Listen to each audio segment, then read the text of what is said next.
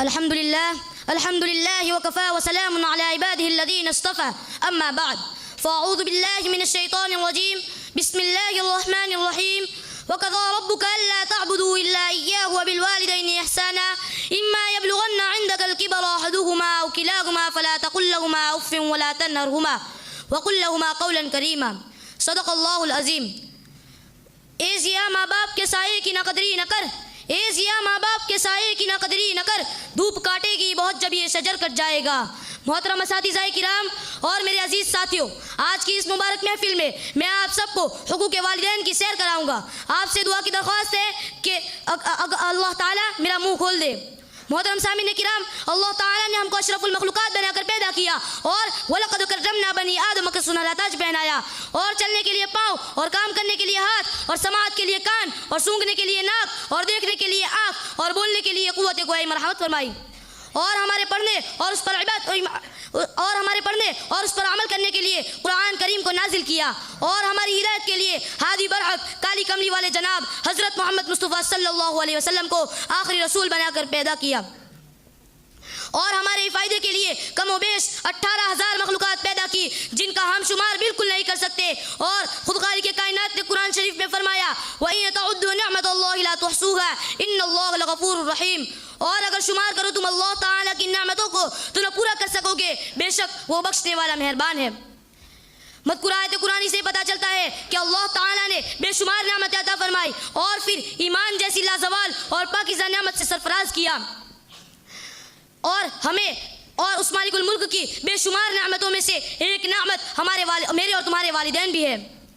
दोस्तों, अल्लाह ताला ने कुरान शरीफ में अपनी इबादत के साथ साथ वालिदैन के हुकूक अदा करने पर कुरान शरीफ में फरमाया वक़ज़ा रब्बुका अल्ला तअबुदू इल्ला इय्याहु व बिलवालिदैनि इहसाना इम्मा यब्लुगन्ना इंदकल किबरा अहदुहुमा औ किलाहुमा फला तक़ुल लहुमा उफ़्फ़िन व ला तनहरहुमा व क़ुल लहुमा क़ौलन करीमा वख़्फ़िज़ लहुमा जनाहद्दुल्लि मिनर रहमति व क़ुल रब्बिरहमहुमा कमा रब्बयानी सग़ीरा।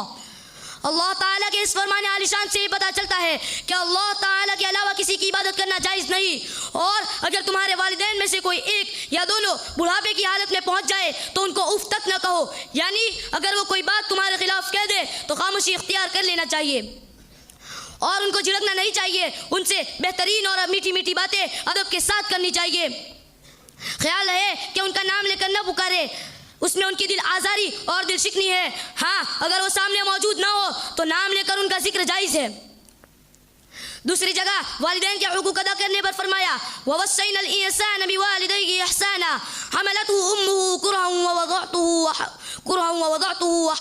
व हम्लुहु व फिसालुहु व 30 शहरा। अल्लाह ताला के इस कौल का मंशा ये है कि माँ बच्चे को 9 महीने अपने पेट में रखती है और तरह तरह की मुसीबतों और तकलीफ़ों का सामना करने के बाद उसको जनती है, और जनने के बाद उसको साफ़ सुथरा करती है। जब वो पेशाब पाखाना करता है तो उसको बग़ैर गिन हुए साफ़ करती है। जब वो बग़ैर गिन हुए साफ़ करती है उसके लिए रातों की नींद हराम कर देती है, कभी दूध पिलाती है, कभी लोरी गा गा कर सुलाती है। जब बच्चा बीमार हो जाता है तो उसे डॉक्टर के पास ले जाती है, उसको नहलाती है, धुलाती है, नए नए कपड़े पहनाती है। गोया माँ बच्चे के लिए तरह तरह की मुसीबतों और तकलीफ़ों का मुकाबला करती है। दोस्तों, इसीलिए कुरान करीम ने हुकूक़ वालिदैन को फ़र्ज़ करार दिया।